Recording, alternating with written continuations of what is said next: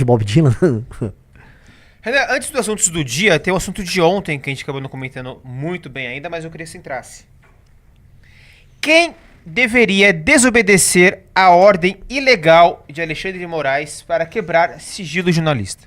Vamos lá, amigos.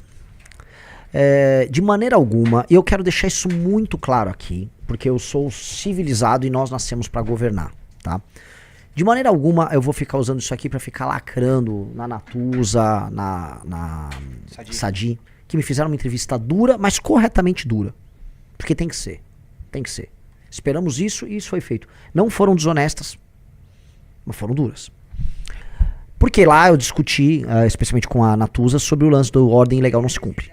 Mas quem determina isso? Eu posso falar que é a Constituição, porque algo que é flagrantemente legal tem que ser negado. Então, vou dar um exemplo. Se me vem uma ordem de um policial, olha, pegue esta arma, tá? E, por favor, atire contra aquela pessoa inocente. Eu não sou obrigado a cumprir a ordem daquele policial, por mais que ele seja a autoridade, a mano militar do Estado naquele instante. Isso vai derivando até chegar à última instância, que seria a Suprema Corte.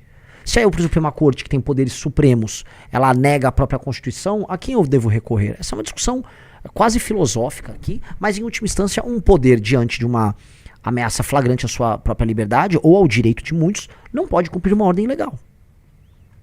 Certo? Essa foi uma discussão interessante, dá muito pano pra manga, e eu avisei que no caso de uma operação que está sendo tocada completamente dentro da lei, uma operação, por exemplo, policial para libertar uma favela, aí vem uma ordem, desocupe. Não vou cumprir, ponto. Imagina, você mobiliza policiais, coloca eles em risco, tem uma operação que está libertando pessoas, aí eu vou parar de fazer isso porque vem uma decisão. Não vou. E assim, eu vou pegar antes um parecer da AGU, da Advocacia Geral da União, lá, isso aqui é ilegal, então eu vou continuar executando, e aí eu vou discutir lá no pleno, e aí vamos discutir, mas eu não vou parar a operação. Ponto. Ok? Agora aconteceu, entretanto, algo que suscita grandes discussões, que é... Ó, minha gaiteira, né? Ó.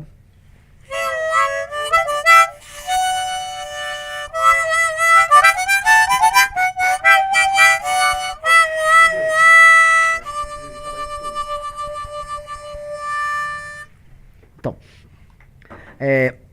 que foi o fato do Alexandre de Moraes ter determinado uma operação de busca e apreensão contra uma fonte de um jornalista que trouxe a público uma questão meio indecorosa, aparentemente. Não tenho como estabelecer um julgamento final, mas parece ser uma coisa indecorosa, envolvendo o uso de carros oficiais ali por parte do senhor Dino, talvez de maneira ilegal, tá? Eu vou trazer a parte do Dino, né? De acordo com a turma, a defesa do Dino, vazou uma questão que envolve um aparato de segurança. Havia uma empresa, acho que essa empresa era ligada a agentes de Estado, que vazaram informações, e que essas informações eram informações de segurança para um jornalista. Estão dizendo que o jornalista inclusive recebeu dinheiro para isso. E aí, em nome, sei lá, da proteção da dignidade do Dino, aquilo que é base, que é premissa do jornalismo, que é o segredo de fonte, foi violado. O Alexandre de Moraes, ele viola esse preceito que é constitucional, que é o sigilo de fonte. A fonte é exposta, o jornalista é exposto. Equipamentos, sei lá, celulares, sei lá, computadores são apreendidos. E aí a ideia de jornalismo no Brasil passa a ser mitigada. Mas era uma situação excepcional. É excepcional. Se um jornalista receber um dinheiro de alguém e mandar agora durante o período eleitoral, sei lá, se infiltrar na casa dos meus pais, pra ir no meu quarto, pra encontrar documentos meus, eu tenho direito à mesma coisa? Só pra saber. Eu tenho direito, então, a pegar a pessoa, pegar o jornalista? É isso? Não me parece ser o caso. O jornalismo funciona enquanto jornalismo. Tim Lopes, um herói do jornalismo brasileiro, se infiltra numa favela para ficar amigo dos traficantes e descobrir ali, vamos dizer, as violações literais contra menores de idade tocadas por traficantes. Tá? Ele é pego e ele é morto. O jornalismo trabalha com risco, ele trabalha com informações. O jornalismo é assim. Quer dizer que o jornalismo contra ministro do Supremo não é jornalismo. Ele tem que ser outra coisa. Sigilo de fonte não existe. Eu preciso entender porque isso é uma violação flagrante da Constituição. Aí as autoridades todas têm que obedecer. É isso. Então tem que obedecer e dane-se, vamos obedecer. E aí pode ser que vá pro pleno ou pro colegiado ali e fique por isso mesmo. E aí, a gente só obedece porque nós estamos passando, assim, afirmar, olha, o Supremo é um poder e eles são os únicos guardiões da Constituição. Isso tudo faria sentido, porque não faz sentido você defender a ilegalidade, mas poderia fazer algum sentido num contexto de alguma normalidade. Nós não vivemos um contexto de normalidade no Brasil. O Supremo está cruzando muitas linhas. Mas não é uma ou outra, é muita linha que foi cruzada pelo Supremo.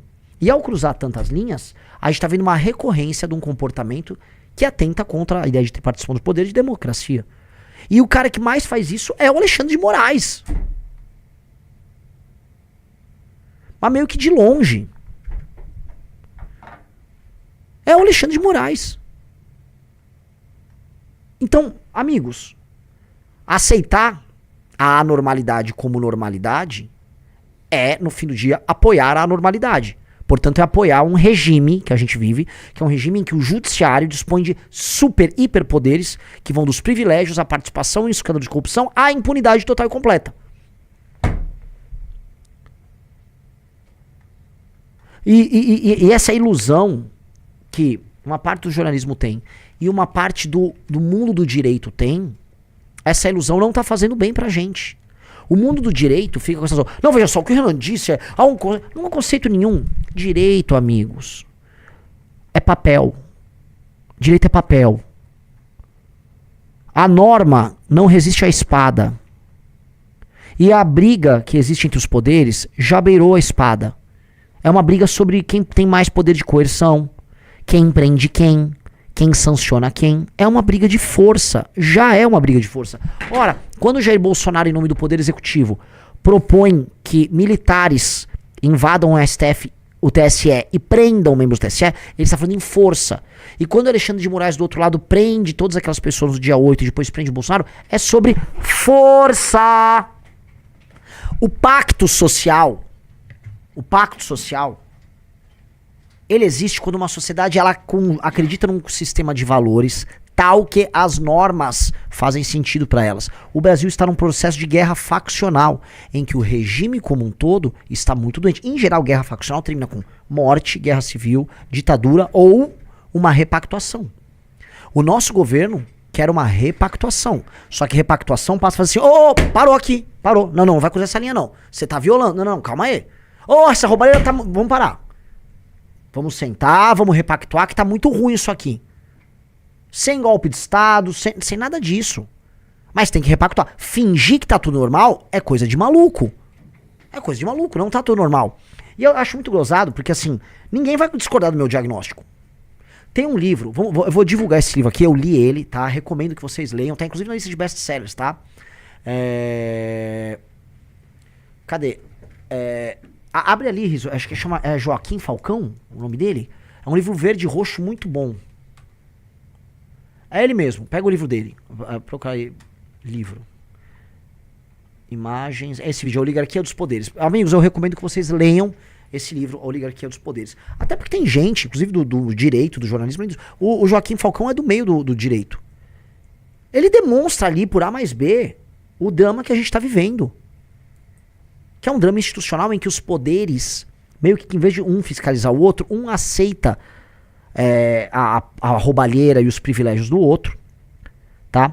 Eles atuam em conjunto quando os escândalos comuns lhes beneficiam, e eles nos administram como se escravos fôssemos, tá?